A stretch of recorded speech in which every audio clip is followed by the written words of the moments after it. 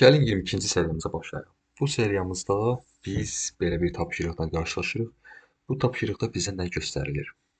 İlk əvvəl belə bir cədvəlimiz var və biz bunu vurma cədvəli formasında tamamlamalıyıq. İlk əvvəl baxırıq ki, 2 vurma 2 bu formada çox sadə versiyada yaza bilərik ki, misal üçün bu vurulsun, bu. Yəni A4 xanasının B3-ü hasilini tapa bilərik.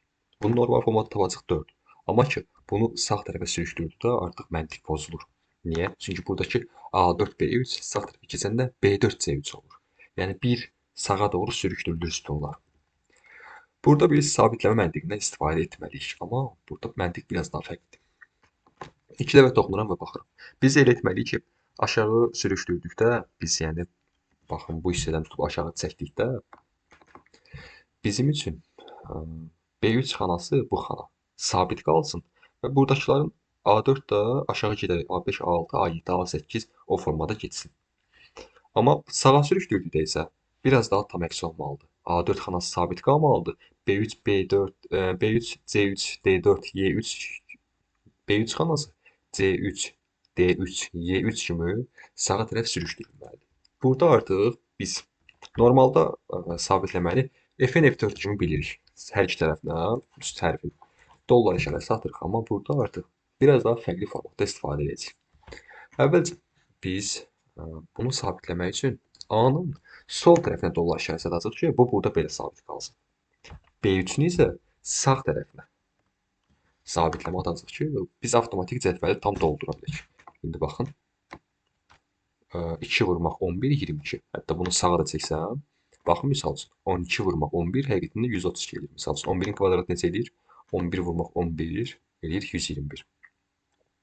Misal üçün 7 vurmaq 5 edir 35. Həqiqətən də düzdür. Deməli biz sabitləmədən bu formada istifadə edə bilirik. Cədvəldə bu formada doldura bilərik. Hətta biraz daha sürətləyim, hazır çox fərqli formada doldurduq, amma nəticə olaraq biz cədvəlimizi doldurduq.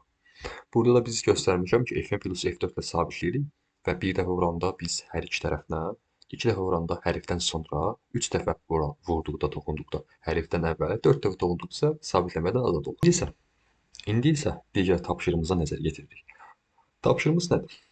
Belə bir cədvəlimiz var və biz bu cədvəldə data səhifəsinə əsasən salary, yəni bu sütundakı əmək haqqlarını AZN ilə əks edəcək.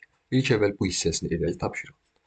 Deməli, bu hissəni tam sütunu seçmək üçün baxın, ilk xanada dayanıram, Ctrl Shift və klaviaturumuz olan 4 ox işarəsinin aşağı doğru istiqamətlənən ox işarəsini seçirəm.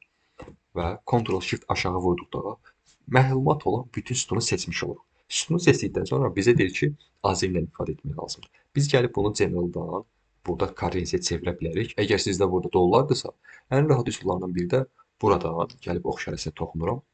Accounting-dən, yəni ətraflı accounting-ə keçirəm daha çoxla. Buradan artıq istədiyim valyutanı seçə bilərəm. Misal üçün mən manat seçirəm. OK vururam və mənim üçün manata çevirir. Əlbəttə ki, istəyən nəzərən sıfırları azalda bilərik. Şərtin ikinci hissəsinə baxıram ki, burada isə deyir ki, sütunu rəqəm formatında əks et. Deməli, bizdən rəqəm formatında əks etməyimizi istəyir. Yəni bunlara baxırıq ki, general formatına verilib, biz bunları rəqəmə çevirməliyik. Yenə Ctrl Shift aşağı doğru seçirəm və seçdikdən sonra burada number olaraq qeyd edirəm. Number qeyd etdikdən sonra sıfırlar azalda da bilərik, azaltma da bilərik. Bu artıq bizim özümüzdən asılıdır.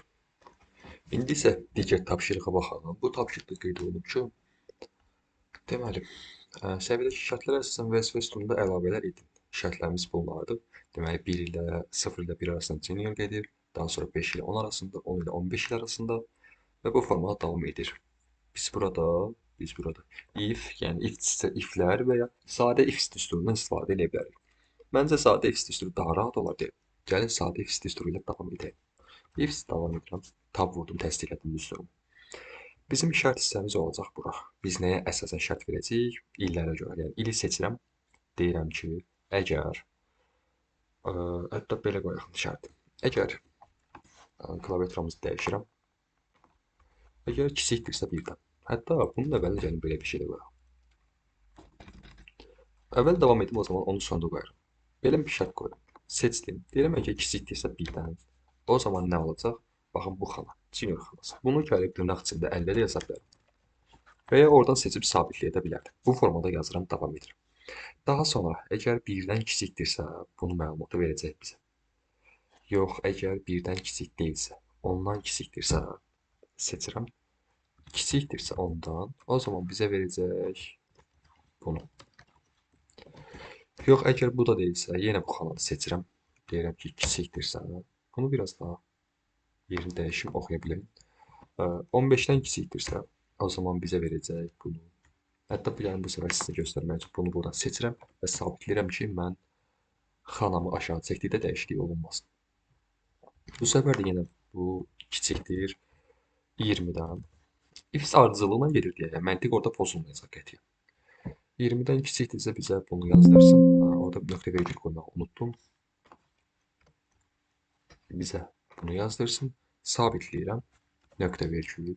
Ardınca 20-yə bərabərdirsə və 20-dən böyükdürsə, şərti də o zaman belə qoyuram. Böyük bərabərdir 20. O zaman isə bu yazılacaq. F-F4 ilə bunu sabitlədim. İndi burada belə bir məsələ var ki, bu formada hələ ki düz işləyir. Yəni heç bir problemi yoxdur. Amma bura səhvən mənfi bir rəqəm yazılsa, o zaman da cinə yazacaq. Biz bu məntiqi aradan qaldırmaq üçün belə bir funksiyadan istifadə edirik. Baxın, if-in daxilinə if əlavə edirəm. If-in daxilinə daha doğrusu if-in daxilinə if əlavə edirəm. If-i yazıram, tab vururam. Baxın, burada yazıram ki, bu xana kiçik olarsa 0-dan, o zaman yazılsın ki, mənfi ədəd daxil etmək olmaz. Hətta gəlin ki, yazalım ki, mənfi ədəd daxil edilib, daha məntiqli olsun. Daxil edilib, mötərizəni bağlayıram. İndi deməli, baxın, bu if-in şərtidir. Bu if-in true hissəsidir. Baxın, bu hissə. Hətta gəlin, burada göstərim. Baxın, bu if-in şərtidir. Bu if-in true hissəsidir. If düsturunun özü isə if-in false hissəsidir. Deməli, biz if düsturunun daxilində if düsturunu istifadə etdik. Və enter vurduqda görürəm ki, heç bir dəyişiklik olmadı. Amma mən burada gələcəkdə mənfi 5-i səhvən yazsam, baxın, avtomatik olaraq yazıldı ki, mənfi daxil ədəd daxil edilib. Düzdür, məntiqən səhv yazmışam burada. Mənfi ədəd daxil edilib.